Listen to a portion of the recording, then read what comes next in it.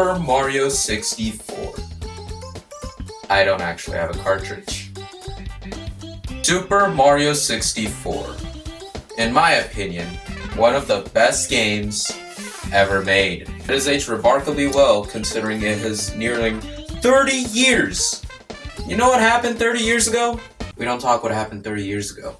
It is so influential, in fact, that it kicked off one of the most remarkable genres in gaming history, as well as kicking off the entirety of the rest of the gaming industry, for being so influential, considering it was the first of its kind. Super Mario 64 began development in 1994.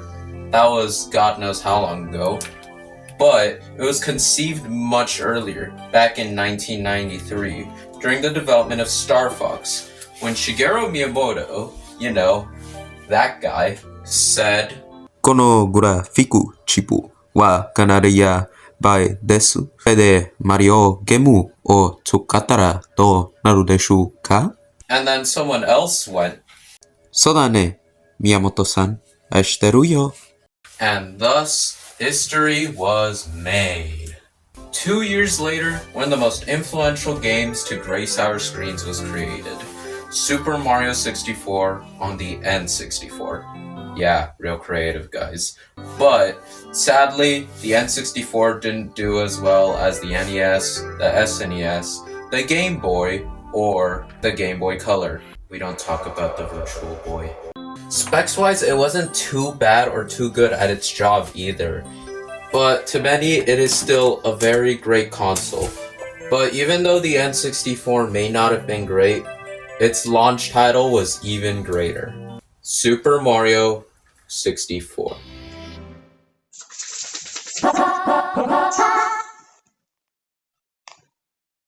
Let's go! It was a first for its time, very experimental. A 3D platformer. Nintendo already had experience with platformers at the time, considering we had this. But this was an entirely new feat all by itself. A platformer, but at the Z. Considering it had not been done before, you could say there were a lot of technical difficulties. There are reports of development being rushed near the end, so they just put together some levels and see if they could fit, which is why TikTok Clock is the hellhole that it is. But hey, at least you had an N64 and a controller that looked like a deformed boomerang. Let's be honest, this thing was destined to fail the moment it hit shelves. What is this thing at this point? But let's be honest, you gotta commend Nintendo for what they were trying. It was risky, experimental, it was new. God knows Hollywood needs something new nowadays. Mario controls pretty seamlessly here actually, considering how wide his arsenal of movesets is. He can jump, he can run, he can crouch, he can swim, he can climb, he can punch, he can do all sorts of things in this game. It's actually crazy. But the deeper you look, the more complex these mechanics get. And it gets wild. For example, the triple jump. If you jump 3 times in a row, your third jump will be higher and longer. But you can chain this.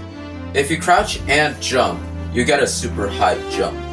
But if you do that while you're running, you get to go really far in something called a long jump. But if you do the opposite of those 2 moves, you do a ground pound. But if you run, jump, and punch, you do what's called a dive. But then if you do this other thing, you see how complex his moveset already is? And we're only at jumping. Freaking jumping! In fact, he already has such a wide range of movement when the analog stick was basically modernized at that point. But the fact that he has so many input commands and the fact that you can chain these makes it so that you can make outright game-breaking things with these movesets. That's why the speedrunning community for this game is so huge. Honestly, it's pretty badass, considering how every single experience with the game will be pretty different, especially with all the different control methods. A pretty famous example is the BLJ, the backwards long jump. Basically, actually it's a little too complex for me to explain, so I'm just gonna step aside and let Summoning Salt do it. I don't know him, but he'll explain it. When you do a long jump but hold the stick backwards, the game gives Mario a slight boost of speed. It normally snaps back to normal quickly after, but if you land fast enough, like on stairs, it's preserved so you can do another backwards long jump. By jumping over and over, it's possible to catch Mario in a loop where his speed continuously builds up. He can keep going faster and faster. If your speed builds fast enough, it's possible to be on one side of wall on one frame and the other side on the next. And that means if you mash correctly, you can backwards long jump and fly through doors. And that was just the tip of the iceberg. I haven't actually gone to the main gameplay yet, so I'm gonna do that right now. Super Mario 64's gameplay is arguably pretty simple, but it's executed very well. The main hub is Peach's castle. You go through the doors, you enter a painting, and basically proceed to do whatever the hell you want, honestly. Peach has been kidnapped by Bowser. Shocker, I know. And it's up to our good old pal Mario to save the day again. Because the game advances with the more stars that you collect, you could theoretically play the game in any order that you want. Especially since you start off in Bob-omb Battlefield, which already you can have some limited freedom. For example, do you want to get all the red coins across the map? Go do that. You want to go fight King Bob-omb first? Yeah, you can go do that as well. Do you see that star taunting you behind the chain chomp, right behind the cage? Do you really desperately want to get it, but you can't? Go for it. Find a way to get it. This is honestly like one of the reasons that I really like this game in the first place, because it doesn't really feel like a chore to like go around, because honestly there are games where like you have to go find something and it gets kind of tiresome doing it at some points. But like the beauty of this game is that it's so flexible around the way that the stars are distributed and how some stars are keys to unlock other stars, and it's great and it's awesome because like say you're not skilled at that part yet, go find something else that's easier at the moment. Or is that one too easy? Here's a challenge for you. In other words, you got a lot of freedom with what you want to do with your time. And after fighting King Bob-omb, a lot of other areas open up. You see that cannon that was shooting, you know, whatever those ball things were. You can go inside of it now. Just ask the Pink Bob-omb for help. You see that floating island? You can reach that with the cannon now. You see those rings of coins? Collect the 5 in the middle. See what happens. Who knows, maybe you'll get a star. Or if you're a masochist, you'll go for the 100 coin challenge, which sometimes is fun and sometimes, let's be honest, it's a real pain in the ass. But hey, it brings a little bit of challenge of its own, and it's pretty fun. It's also really satisfying seeing 99 go to 100. And then after that, a lot more things open up. What's also cool about the level progression is that it's not difficult or hard, but like the difficulty does ramp up ever so slightly. Like after you've gotten a couple stars, you unlock Thwomp's Fortress, Cool Mountain, and Jolly Roger Bay. The cool thing about the level progression system as well is that even while you play, you gain more and more experience for how well you do. Like a great example is Tick-Tock Clock, which I brought up earlier. You have to maneuver these places. Depending on how you jump into the clock, that's how you know if the gears will go slowly, if they stop, or if they go incredibly fast, or if they go at random. parallel you could draw to this is Thwomp's Fortress. Thwomp's Fortress has a lot of platforming with some things that move pretty slow and some things that move a little faster. And as you gain experience through that level, you subconsciously like gain the experience that is required for that future level, which is pretty cool, but also like it's kind of a disservice comparing Thwomp's Fortress to Tick-Tock Clock, because let's be honest, Tick-Tock Clock was not that good until a certain remake of some kind. With the added complexity of levels also comes the added complexity of the Bowser fights in each area of the castle. You get one in the first area, in the basement as well, and then at the top of the castle, with Bowser in the Sky being the culmination of every single trick that you've done thus far in your journey.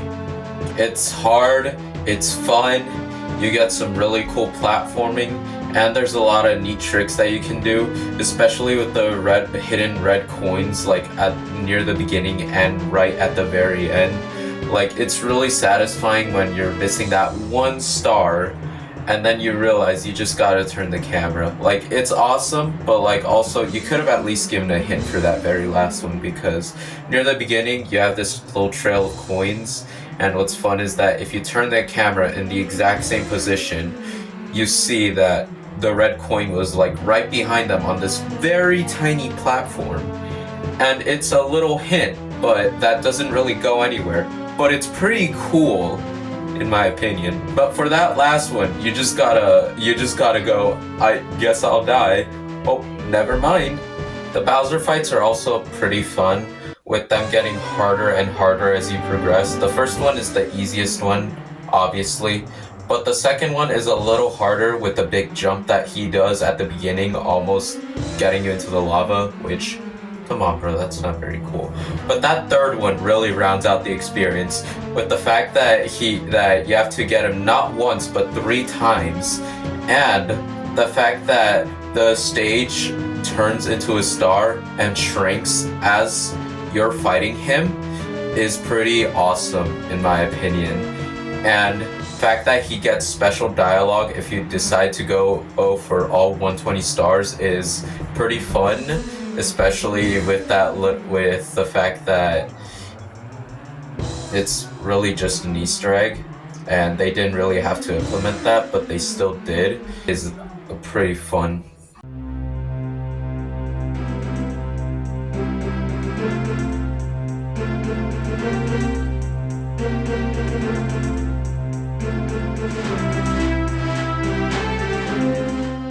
So now it's time for the big question. Did Super Mario 64 age well? Kinda?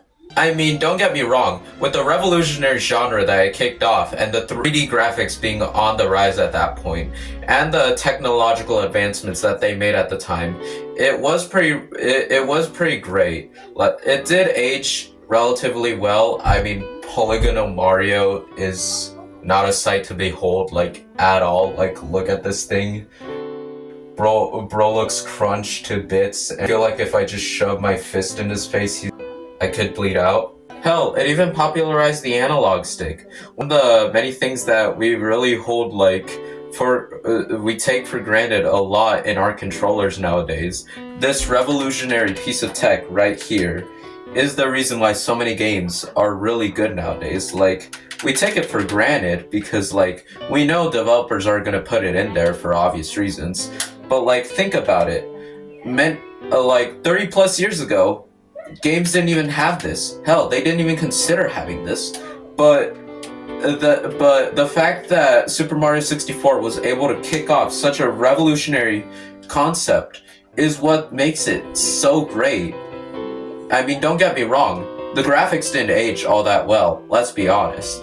But I mean, the fact that it was able to implement so many things, and the fact that it's one of the greatest games of all time, and the fact that a copy of it sold for $1 billion, yes, that actually happened, proves that it's really a timeless experience, to be honest.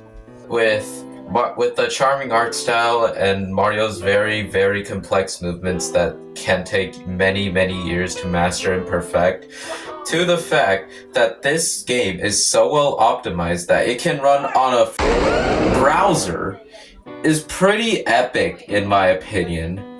Like we got Mario 64 on a browser. That's pretty funny. I'll leave a link in the description below on how if you want to try it out because it's pretty fun. That's how I got into this game. But yeah, the fact we got Mario 64 on a browser is pretty insane to me. Like, take that, Doom on a calculator, Doom on potatoes, Doom on whatever the hell you want. But like, we got Mario 64 running on a browser. That's pretty insane. But let's ask ourselves though, is there another, if not better, piece of hardware where this really great game can run on, like even better with additional content or DLC in a way, with better graphics, better levels, and an overall healthier experience? Probably not. Let's be honest. That game's doomed to just stay on the N64. I mean, it's not like they'd remaster it like almost 10 years later, right? That's so stupid. Why would they even do that? As the gaming space evolves every single year, and as more and more reports come out of bad workplace environments, as well as rushed game development and bad games coming out at a faster pace but with lower quality, we tend to look at the bad parts of what people are. We focus on the greedy aspects of them, we focus on how corporations are basically the main reason why these games are coming out so bad. And it's pretty sad because a lot of these games are missing that initial spark that made gaming so big in the first place. But we should look back on what made them so great, because if we can show these game developers that we care for what they originally put out, it could show them that what we want is something even better or just as great.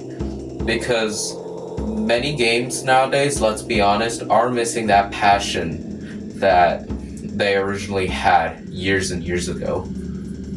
But we can show them that we need them to be better, and that it's okay to waste even more money on the development of these games, because the more they spend on them, the better they will turn out and not half-baked. Because yes, people will still buy them, but even more people will buy them if they come out if they come out even better, Wow, that was a video, that's for sure.